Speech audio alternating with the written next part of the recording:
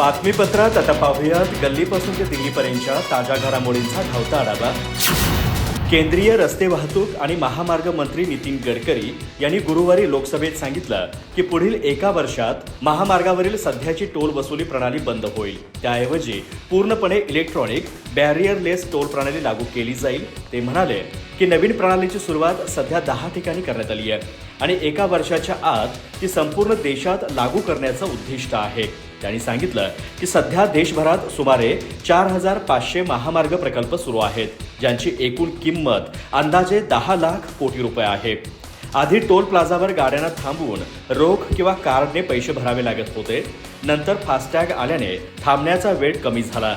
आता पुढील पाऊल बॅरियरलेस म्हणजेच बॅरियर नसलेल्या हायटेक टोलच्या दिशेने आहे। नॅशनल इलेक्ट्रॉनिक टोल कलेक्शन कार्यक्रम तयार केला आहे। हे संपूर्ण देशासाठी एक समान आणि परस्परांशी जोडलेले इलेक्ट्रॉनिक टोल प्लॅटफॉर्म आहेत। याचा उद्देश वेगवेगळ्या महामार्गावरील वेगवेगळ्या प्रणालींची अडचण दूर करणं आणि एकाच तंत्रज्ञानाने सहजपणे टोल वसूल करणं हा आहे। या NETC प्रणालीचा मुख्य भाग फास्टॅग आहे, जो रेडिओ फ्रिक्वेन्सी आयडेंटिफिकेशन तंत्रज्ञानावर आधारित टॅग असतो आणि जो वाहनाच्या पुढील काचेवर चिकटवला जातो। वाहन टोल लेनमधून जाताच सेन्सर हा टॅग वाचून वापरकर्त्याच्या लिंक केलेल्या बँक खात्यातून किंवा वॉलेटमधून टोल आपोआप कापून घेतात। राज्यात स्थानिक स्वराज्य संस्थांच्या निवडणुकांच्या निमित्तानं राज्यातील राजकीय वातावरण तापलेलं असताना महाराष्ट्र नवनिर्माण सेनेचे अध्यक्ष राज ठाकरे यांच्या अचानक ठरलेल्या दिल्ली दौऱ्यानं सर्वांच्या भुवया उंचावल्यात। एकीकडे महायुती आणि महाविकास आघाडीकडून जिल्हा परिषद आणि महानगरपालिकेच्या निवडणुकांची तयारी होत असताना राज ठाकरे 2 दिवसांसाठी राजधानी दिल्लीकडे आज रवाना होत आहेत। राज्यात नगरपरिषद आणि नगरपंचायतींसाठीची मतदान प्रक्रिया नुकतीच पार पडली।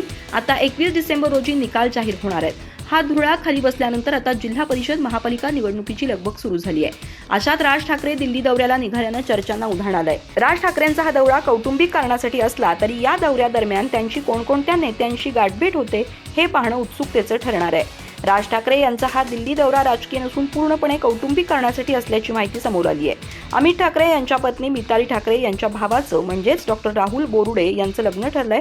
हा विवाह सोहळा 5 डिसेंबर रोजी दिल्लीत पार पडणार आहे। या सोहळ्यासाठी राज ठाकरे आणि त्यांचे कुटुंब उपस्थित राहणार आहेत। त्यासाठी ते आज दुपारी सहकुटुंब दिल्लीला रवाना होणार आहेत। दरम्यान राज ठाकरे यांचा हा दौरा खाजगी असला तरी दिल्लीत होणाऱ्या हाय प्रोफाईल लग्नाला अनेक राष्ट्रीय स्तरावरील बडे नेते उपस्थित राहण्याची शक्यता आहे। लग्नाच्या मांडवात होणाऱ्या या अनौपचारिक भेटीगाठींमधून काही राजकीय संवाद घडणार का किंवा निवडणुकांच्या पार्श्वभूमीवर काही नवीन संकेत मिळणार का याकडे लक्ष लागलंय। पर्यावरणप्रेमी अभिनेते सयाजी शिंदे यांनी नाशिकच्या तपोवनातील वृक्षतोडी विरोधात अत्यंत आक्रमक भूमिका घेतली आहे। त्यांनी गुरुवारी पुन्हा एकदा आपली भूमिका स्पष्ट केली। त्यात त्यांनी साधू संतांना तरी तपोवनातील झाडे तोडणे चालेल का असा खडा सवाल केला। मुख्यमंत्री देवेंद्र फडणवीस यांनी काल तपोवनातील वृक्षतोडीवर आपली भूमिका स्पष्ट केली होती। यावेळी त्यांनी वृक्षांचं पुनर्रोपण करण्यावर भर दिला होता, तसेच पर्यावरणवाद्यांवरही निशाणा साधला होता। या पार्श्वभूमीवर सयाजी शिंदे यांनी आज पुन्हा नाशिक येथील वृक्षतोडीवर आपली भूमिका स्पष्ट केली आहे। तसेच वृक्षतोड साधू संतांनाही चालणार नाही असं ठणकावून सांगितलं। ते म्हणाले 10 वर्षांच्या आतील झाडे तोडण्याची आणि त्या बदल्यात दुसरी झाडे लावण्याची कल्पनाच मुळात चुकीची आहे। म्हणजे पोरांना मारायचं आणि आईबापाला जिवंत ठेवायचं, प्रत्यक्षात त्यांचे उरलेलं वय किती आहे हे बघायचंच नाही। झाडे तोडून दुसरीकडे कुठेतरी 10 झाडे लावायची ही कल्पना मला पटत नाही। वृक्ष हे आपले आई वडील आहेत। आपण जगतो ते केवळ झाडांमुळे। आपल्या आई वडिलांवर कुणी हल्ला केला तर आपण गप्प बसणार का? महाराष्ट्रातील प्रत्येक माणसाला माझा सवाल आहे। आम्ही कोणत्याही साधू संतांचा अवमान करू शकत नाही, पण अशी झाडं तोडणं हे साधू संतांना तरी पटेल का? ऋषीमुनी झाडाखालीच बसून तपश्चर्या करत होते असं सयाजी शिंदे म्हणाले। पत्रकारांनी यावेळी सयाजी शिंदेंना मंत्री नितेश राणे यांनी केलेल्या टीकेविषयी प्रश्न केला। त्यावर त्यांनी आपल्याला त्यावर बोलायचं नाही असं स्पष्ट केलं। आपल्यासाठी झाडं महत्त्वाची आहेत आणि ती जगली पाहिजेत असंही ते म्हणाले। दरम्यान तपोवनातील वृक्षतोडी विरोधात आता राजकीय नेते, सिनेसृष्टीतील कलावंतही आवाज उठवत आहेत।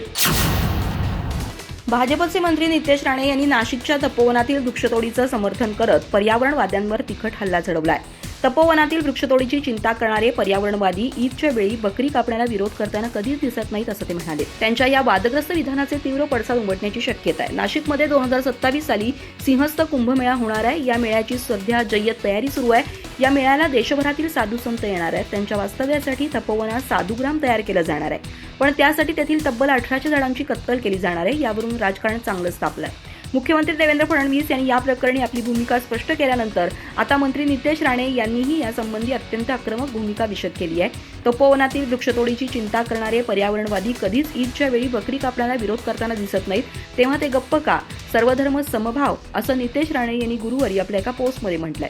तपोवनातील वृक्षतोडीच्या मुद्द्यावरून महाराष्ट्राचं राजकारण तापलं असताना नितेश राणे यांनी हे विधान केल्यामुळं नव्या वादाला तोंड फुटलंय. काँग्रेसचे मुख्य प्रवक्ते अतुल लोंढे यांनी या प्रकरणी नितेश राणेंवर निशाणा साधलाय. प्रत्येक गोष्टीत आपण काय करतो काय करत नाही, पुढची पिढी आपल्याला काय म्हणेल याचा विचार न करता मंत्रिपदावर बसून असं बेजबाबदारपणे विधान करणं शोभतं का? आपलं मंत्रिपद आणि राजकारण टिकवण्यासाठीच निलेश राणे असं बोलतात.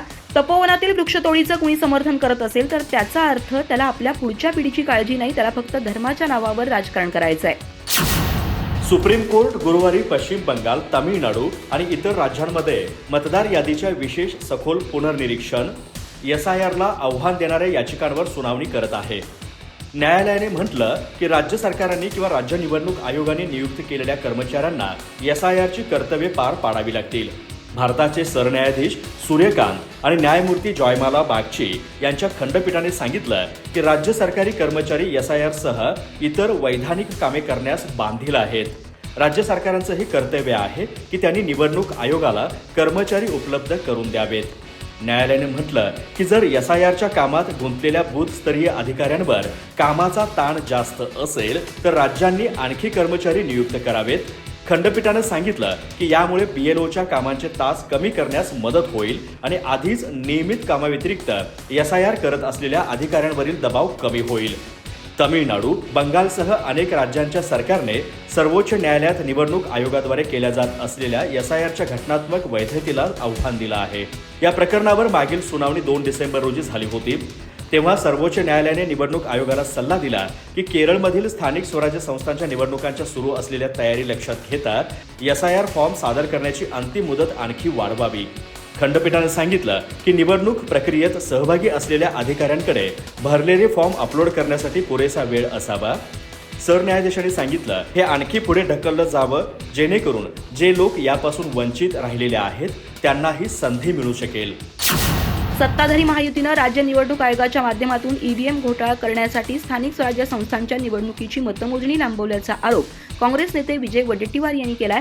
भाजप आपल्या 175 जागा येणार असल्याची गोष्ट आतापासूनच लोकांच्या मनावर बिंबवत आहे असं बोलून ते EVM घोटाळा करण्यासाठी रान मोकळं करत आहेत असं वडेट्टीवार यांनी म्हटलंय. यावेळी त्यांनी हिवाळी अधिवेशन अवघ्या एका दिवसाचं घेण्यावरूनही सरकारवर निशाणा साधला. विजय वडेट्टीवार पत्रकारांशी बोलताना म्हणाले, सरकारची अधिवेशनाला सामोरं जाण्याची इच्छा दिसत नाही. सरकार घाबरलेल्या मनस्थितीत आहे. त्याचं कारण असं आहे की शेतकऱ्यांच्या आत्महत्यात वाढ झाली आहे, महिलांवरील अत्याचार वाढले, जमीन बळकावण्याचे मोठमोठे घोटाळे सुरू आहेत, गुंडांची दादागिरी वाढली, सत्ताधारी पक्षांचे आमदार लोकांना कापण्याची, मारण्याची, उडवून देण्याची भाषा करतायत. राज्यात एक प्रकारे धमकावण्याचं सत्र सुरू आहे. त्यातच राज्यातील आर्थिक स्थिती पाहता सरकारचं हे अधिवेशन पूर्ण वेळ चालवण्याची इच्छा दिसत नाही. या सरकारला नागपूर कराराशी काही देणं घेणं नाही, कोणतंही स्वरसूतक नाही. ते म्हणाले, देवेंद्र फडणवीस आणि सुधीर मुनगंटीवार विरोधी पक्षात होते तेव्हा ते प्रखरपणे विदर्भाच्या संदर्भात भूमिका मांडत होते. मला एवढंच सांगायचं आहे की तुम्हाला नागपुरात अधिवेशन घ्यायचं असेल तर अर्थसंकल्पीय अधिवेशन घ्या. या अधिवेशनात तुम्ही काही देऊ शकणार नाही, जनतेला काही मिळणार नाही. उगीच तोंडाला पानं पुसण्यासाठी कशाला अधिवेशन घ्यायचं? बजेट अधिवेशन घ्या, त्यातून तुम्ही विदर्भाला काय देणार हे तुम्हाला मांडता येईल. आता आचारसंहितेचं कारण देऊन तुम्ही काही देणारे नाही आणि घोषणाही करणार नाही, त्यामुळे विदर्भात अधिवेशन घेऊन वेळ का घालवता? 5-6 दिवसांच्या अधिवेशनासाठी सर्व यंत्रणांना कामाला जुंपून काहीही निष्पन्न होणार नाही. रवींद्र चव्हाण यांनी महाराष्ट्रभर फिरलं पाहिजे. ते कल्याण डोंबिवलीच्या बाहेर दिसतच नाहीत. ते भाजपचे प्रदेशाध्यक्ष आहेत. त्यांनी बोहर फिरत चांगलं काम केलं पाहिजे. महायुतीमधील मित्रपक्षाचे पदाधिकारी फोडण्यापेक्षा महाराष्ट्रभर फिरत काम केलं पाहिजे. तुम्हाला देवेंद्र फडणवीस यांचे ऐकायचं नसेल तर तो तुमच्या पक्षाचा अंतर्गत प्रश्न आहे. आम्ही त्यावर काहीही बोलणार नाही. परंतु आमच्या कार्यकर्त्यांना जर डिस्टर्ब करण्याचा प्रयत्न केलात तर आम्हालाही त्याच पद्धतीने उत्तर द्यावं लागेल, असा इशारा शिवसेनेचे नेते संजय शिरसाट यांनी भाजपला दिलाय. संजय शिरसाट म्हणाले की रवींद्र चव्हाण हे त्यांच्या मर्जीने वागत आहेत. त्यांचा परिणाम हा आहे का मग ॲक्शनला रिॲक्शन होणार आहे. जी महायुती खंबीरपणे पुढे चालली आहे त्यामध्ये मिठाचा खडा टाकण्याचा हा प्रयत्न आहे. त्यांना जर भाजपचे नेते समज देत नसतील तर हे प्रकार पुन्हा भविष्यात वाढतील आणि त्याचे दुष्परिणाम महायुतीला भोगावे लागतील असा इशारा शिरसाट यांनी दिला आहे. संजय शिरसाट म्हणाले की भाजपकडून त्यांचा पक्ष वाढवण्यासाठी काही विधाने करण्यात आली आहेत, परंतु सर्वसामान्य जनता ही महायुतीच्या बाजूने आहे. जर अशी फाटाफूट झाली तर भविष्यात निवडणुका स्वतंत्रपणे लढाव्या लागतील. लोकांना महायुती हवी आहे. आता मविया आणि इंडिया आघाडी राहिलेली नाही, केवळ रिलेशन जपण्याचा प्रयत्न सुरू आहे. संजय शिरसाट म्हणाले की निवडणुकीच्या पूर्वी मुख्यमंत्री देवेंद्र फडणवीस, अजित पवार आणि एकनाथ शिंदे यांच्यामध्ये एक आचारसंहिता ठरली होती की घटक पक्षांमधील लोकांना आपल्या पक्षात घ्यायचं नाही. स्थानिक निर्णयाची जी काही प्रक्रिया राबवायची आहे त्यामुळे झालेला हा गोंधळ आहे. आम्ही युती करा असं वारंवार सांगायचो. काही नेते सांगायचे की स्थानिक नेते ठरवतील युती करायची का नाही, म्हणून प्रत्येक ठिकाणी एकमेकांच्या विरोधात माणसं उभं केल्याचं पाहायला मिळत आहे. दुर्दैवानं नगरपालिकेची निवडणूक कधी नव्हे ती इतकी चुरशीची झाली आहे.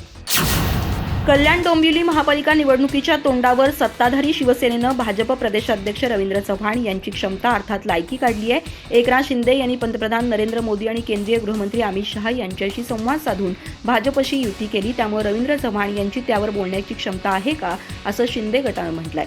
भाजप शिवसेनेत सध्या एकमेकांचे पदाधिकारी फोडण्यावरून वाद निर्माण झालाय. भाजप प्रदेशाध्यक्ष रवींद्र चव्हाण यांनी कल्याण ग्रामीणमधील शिंदे गटाच्या अनेक पदाधिकाऱ्यांना गळाला लावलाय.